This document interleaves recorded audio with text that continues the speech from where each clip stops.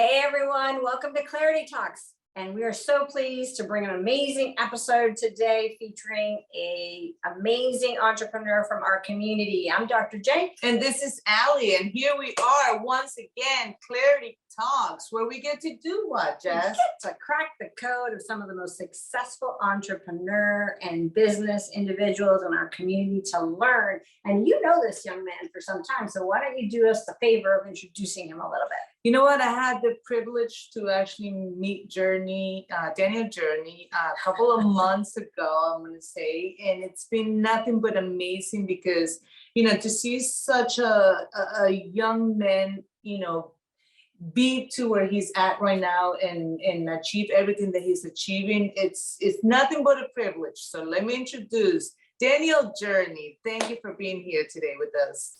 It's my pleasure. I'm really excited for this. Awesome. So the first question is real simple.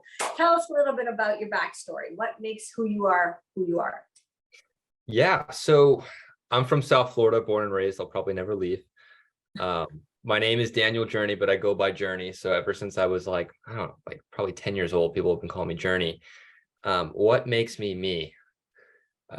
Kind of like what my parents, the way they raised me. So growing up, I'm very privileged, by the way. I grew up very privileged. My parents offered me everything, that I ever needed. But I was never allowed to play like video games. They never spoiled me with material items, but they spoiled me very much so in activities. I was always in sports. I always played music, and I started music when I was 7 years old and kind of took that to college actually. And I was just kind of raised in a deep hustle. My life was always about, family, school, sports, music, all that. But I was never stuck playing video games. I was never stuck on my phone, and so everything that I did growing up was very people oriented.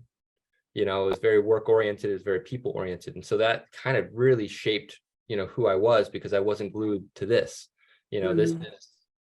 my dad always tells me that this is paralysis by analysis, growing up, they didn't have this. So they were forced to meet people. And so growing up in a time where this exists, my parents did a really good job to kind of take this away and recreate a situation that they grew up in, because my parents don't come from money. My mom grew up in El Campo in the Dominican Republic, very poor. My dad grew up very poor in the sticks of Kentucky. So, I was raised privileged, but their backgrounds weren't privileged. So they tried to create that same hustle that they have into me, because it's so easy for someone to grow up with an easy life and not have a hustle about them. Journey, I had a privilege to actually look at the video that you showed me before, and I would love for you to share, because you talking about coming from a family that taught you about musical and kept you busy and all of this. Jess, so I saw a video where he's actually performing with a really, really good friend of him since, I believe, elementary school. Middle school. So we used to street perform in Fort Lauderdale, Las Olas. I would play upright bass, which is like that big violin, and he played jazz trumpet. And we used to just practice sets in my living room, for a few hours, probably once or twice a week. And then every Friday night we would just drive my car over to Fort Lauderdale. I'd park it, I walk onto Las Olas, I go in front of the Cheesecake Factory. That's cool. Yeah, and I would street perform. Talk about an entrepreneur, Never mind. Talk about taking a leap of faith. Well, no performance anxiety I can take it, right? None whatsoever. No. Good. So you were able to get out of the trap that unfortunately your generation, our generation, and every generation since has been in, which is basically technology at your fingertips, right?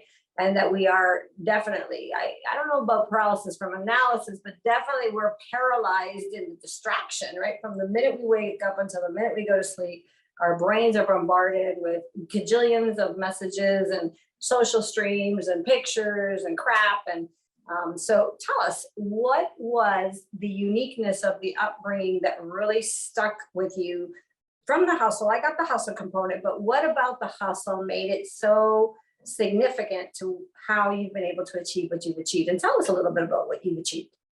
So the greatest skill I ever learned was how to network. Yeah. And that just happens to be something I'm just good at naturally. And it stems from my background, because networking is all about meeting people. And I have a deep belief that no matter how advanced the world gets, how good this stuff gets, if everything's virtual, no matter what you do, products are always going to go from this hand to this hand. Doesn't matter if AI created it, a person had to enable that AI to then go into another person's hand. And that belief that I have in that is kind of what drives me today, because I know as technical as technology can get, it's still people driven. And so I try to base myself, which is like bringing old school into the new school, because people don't want to talk to people anymore. Everything's remote. No one wants to look at each other. And I despise that, because that's going to bite us in the butt. And I have a deep devotion of being a part of the next group of people that lead the world, because every single generation is the next generation to build and lead into the world. And someone has to do it. And so I want to be a part of that. And so I've always known that since I was probably like 15, 16 years old. I've always driven myself in that direction, to just leave a good ethical footprint on this world.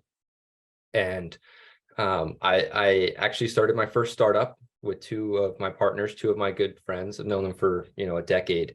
It's in the tech job sourcing industry. So think of like a company that would compete with like Glassdoor, Handshake, Indeed, LinkedIn Recruiter.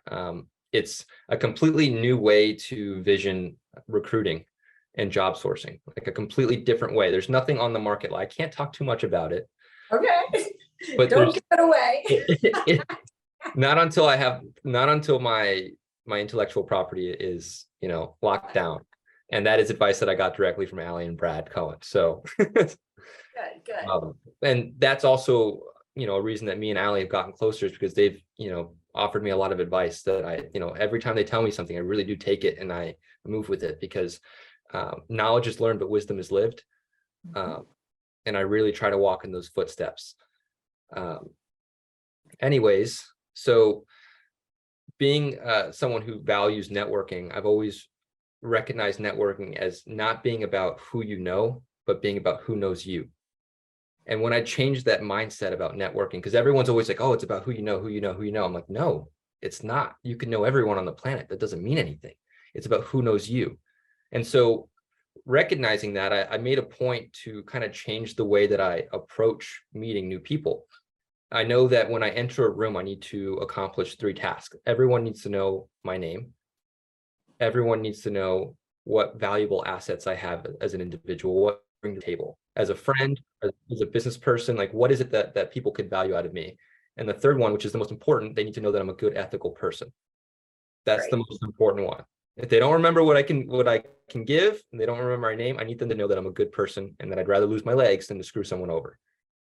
Awesome, Daniel. And I think that is a message that everyone needs to hear, because when the word of networking is used, unfortunately, historically, it has the connotation of transactional, right? It's a transactional meeting with some underlying gain for either party, right? And so this perspective that you've just shared with us is so refreshing. And I hope that you are a leader of the generation that spreads it and changes the entire culture of meeting people for the purposes of building relationships that last and give legacy, right? As opposed to the quick transaction. What can you do for me? What can I do for you? And, thank you very much. Thanks for the card. Bye, bye, bye.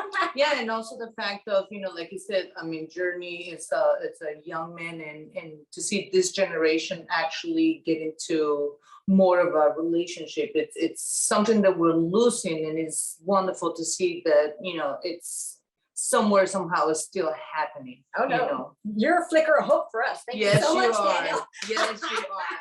Because we speak to a lot of young entrepreneurs, and they're go on the tech and on the piece that you said about the fact that the relational component of business is super important. I agree with you. There was a time where your handshake and your word was sufficient. Whereas today it's like, how much do you need to protect yourself? Which really, as much as the advice is great to protect your IP, it can be taken, right? Always. And then you really have to have the resources to be able to fight it. We're such in a litigious world, and we're such in a world of copycats, that I hope that you are mimicked, that more people catch on to your philosophy, that integrity should remain within your word, your name, your persona? What can you bring to the table? And I love the fact that, you know, it's come into the room and get people to know you versus you know them. Because yeah, people build platforms from other people's platforms, left, right, and center. They pay to be known with. So, I mean, it's refreshing and it's amazing. So if you were giving advice, not to your younger self, because you're still young, but if you were giving advice actually to someone who is like 20 or 30 years ahead of you, right? Because there is knowledge and there is wisdom, as you made the distinction, but I'm finding more and more that your generation seems to be much more astute. For shorter experience, gained a great deal more knowledge and wisdom than those of us who have lived a little longer, you know, and I think it has a lot to do with the fact that the world is moving so quickly and advancements are happening so quickly. I mean, I was born right before the dot-com boom. So the technological advances between when I was like 3 years old to right now has just been so much more than what you guys accelerated. So we were kind of raised in an environment where we're used to seeing changes every single year. Yeah. You guys, you know, were raised into, it's like, holy shit, the phone isn't a brick anymore. It's like, you know, the industrialization of the world was slow, buddy. It took 57 years for us to get to the boom. So yes, what would you tell your alternate ego, you know, 20, 30 years from now? What would you tell them in terms of something that you've learned that you think is significant about, you know, being a person of integrity, doing business in an evolving, you know, quick evolving, changing world? Yeah. Never burn a bridge because you never know when you need to cross it. Okay. Well said, well said. You know, I have to ask the question. Go. Because with someone like Daniel, that, you know, it seems like, and again, I have the privilege to talk to you and hear you and see what you're all about. And I love it. I truly love Daniel because he is someone that, you know, everybody has always something to learn from. So, you know I asked the question before, but I have to ask, with your knowledge and everything that you're working on and all these amazing things that you have coming up, have you thought of writing a book? Yes, I have. I love to write. Okay, this is a great question. I actually am pretty passionate about it. I can see that. I love writing. Like, I've always been a writer. I sometimes struggle with like emoting, like verbally. I'm working on that a little bit, but I've always, the way that I would, you know, emote was I would write my feelings down, kind of like journaling. I grew up with girls, so I guess it comes natural. I just journaled a lot. So I want to write a book about walking to success, but from the perspective of someone that hasn't gotten it yet, you know? And I think that most books about success are thinking back. And I want to write a book about my perspective as I'm doing it, as a 23-year-old as well. You know, someone who's kind of, the way I look at finding success is when you walk into a dark room and you don't know where the switch is. I can absolutely turn the switch on, but I don't know where it is. So every room is a new experience, just trying to flip the switch and then go on to the next room, you know? So I just keep walking into these dark rooms looking for this switch. And I don't know how long it's going to take me. It could take me a second, or it could take me, you know, a while. And I want to write a book about, you know, my perspective on life and success. That is a book that I think would like fly off the shelves. And I'll tell you why. And it's because our culture has for the longest time been driven by a very small percentage of the population.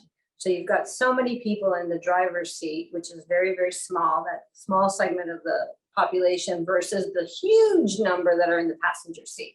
So that analogy you just used about going into dark rooms, I would tell you how many young people of your age or even older, I would say probably up to the age of 40, are petrified to go through the threshold of each door. Like they will not go because they have been programmed to think that success is like either the quick fix, right? Or they should know everything before they go through that door. Right. So that unknown dark room that you have to walk in takes a lot of courage, right? And a lot of confidence. You absorb, like, I mean, you're like across the screen. He's a sponge. He's coming across the screen to me anyways, and I don't know you that well as an old soul. Like there's a lot of history behind you, even though you may have only lived 23 years. Much more so than a lot of people I treat. So I'm a psychologist, I treat people left, right, and center, every walk of life. And I'm going to tell you, it's scary to me that your generation, 23 to 35 right now, are probably the most fearful generation I've ever had the privilege to work with, because they're afraid of their own shadow. So it's a very small percentage that have your perspective. So I think that book would fly off the shelf. And you also mentioned something that I think it has a lot to do with what you're saying, which is, you like to journey because maybe you grew up with girls, but I think it's your journaling. Journaling. We Journey. We journal. We journal. So I think it has a lot to do with the fact that your generation are not want to do what we just did. Allie is not set like this, is set this way. Help each other.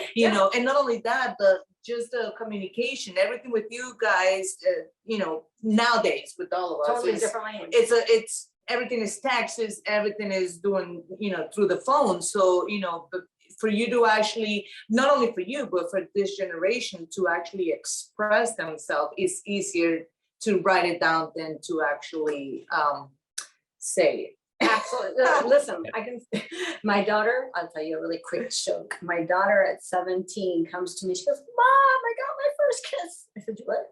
Because she hadn't been outside my door because I'm a helicopter parent. I'm like, what are you talking about? She goes, she brings me the phone, and some guy had sent her a little emoji with a kiss. She's like, look, I got my first kiss. I was like, oh my God.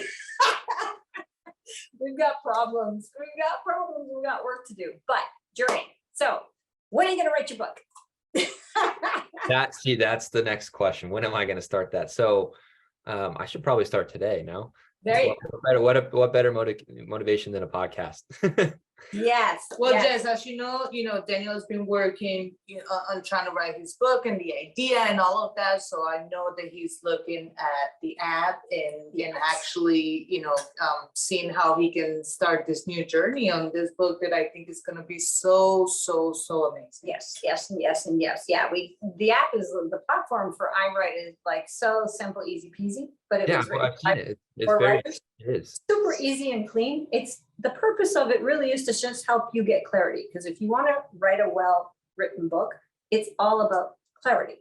And in order to have that kind of linear clarity, you have to remove distractions, remove too many choices, and just keep it laser focused. And that's really what the app is about. We tried to keep it as simple as possible. But yeah, no, we'd be honored if you jumped on it and tried it out and so forth, because we've seen people who have the desire, right? But we know that 97% of people who actually have the desire to write their book go where? They go to the grave with their idea, right? And this is far too important, especially the book that you would write. I think that the time is now. The time is now because success is being redefined by our economy, by our politics, by our Mother Nature's weather changes, by the changes of the financial market. There's so many changes going on simultaneously that to anchor in some truth and some integrity from the perspective of those living it right now is super important. Absolutely. But Journey, we just want to thank you. We love talking to you. And as much as I keep saying that you're a sponge, I'm a sponge from you too. I learn a lot every day from you every time we talk. But Jessica, yes, what are we doing here today? We are doing what we do best. We are talking to some amazing entrepreneurs and business people who are cracking the code of some niche, and they're bringing it forward to share with the masses because they have the heart that we do, which is basically to impact the world for a better place for our next generations to evolve. So Daniel, I'm going to keep calling you Daniel because I don't know you that well yet. How do people, and I don't even know if you really want this, but if someone wanted to learn more about you, get more in touch with you, how might they do that? Call me. Call you. Okay. So Call you're me. going to give us your phone number. We're going to put it in the social feed. Yeah, I don't care. I'll meet anyone. I don't Okay. mind. All right, cool. You never So know when. you heard it first. He gave us consent. Yeah, no, I'll write it right here. Air right. Consent given. Consent to give out his phone number. There's a first. Awesome. Well, thank you for being here today and sharing your wisdom. Yes. And Jessica, thank you. It's always a pleasure. And I love how you help me better my English. And I love how you help me better myself. And I love how you guys keep watching us so we can all learn from these amazing entrepreneurs. So thank you, Daniel, and thank you everybody for being here today. Once again, Clarity Talks. Bye. Bye-bye.